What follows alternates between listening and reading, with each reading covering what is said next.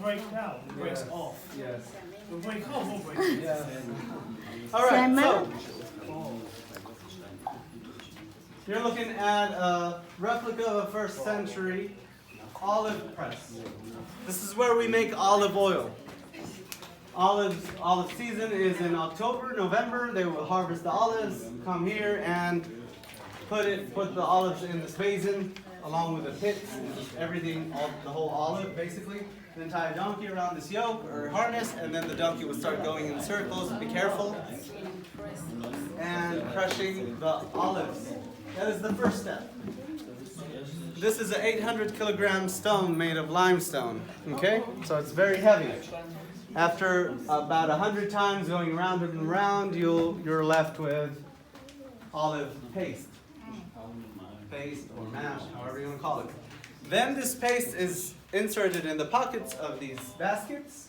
Okay, and then you bring them down there. So we're going to pivot and go down this way. And the pressing process starts here. This is the second phase. So these baskets are brought here and placed on top of the cistern. You can look on both sides if you can't see this side.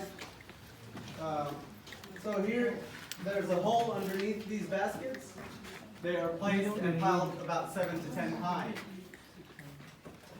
There's 3 presses. The first press is when we just set them on top of each other and let the weight and gravity do the magic. And that oil is produced. That will be the first oil, the virgin oil, the purest oil. That oil is transferred to the temple to light the menorah or to anoint kings and prophets. The second and third presses is when we start putting this system to play and we start pressing down on these baskets. Again, first we don't press down, we just stack them up and then let them drain. The second one and the third one is when we start using the pulley system, lowering this big beam of wood and then creating more and more pressure as we go. Second press will give us very good oil as well. It is used for everyday lives such as cooking and medicine and perfume. Okay? Salad. All right. So then the third press will give us a very foggy, very dark oil that is not very, very good. But it's also, well, the reason for that is because we start getting the skins of the olive secreting into the juices. Because the more pressure you put on it, and imagine 3 people here just pressuring and pulling downward.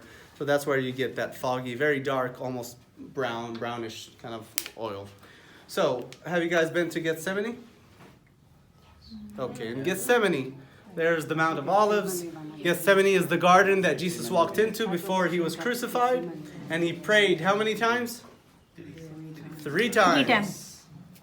3 presses, 3 times. Also, he was pressed 3 times, meaning he prayed, but he prayed in a very pressuring, very stressful way because he knew what he was going to go through.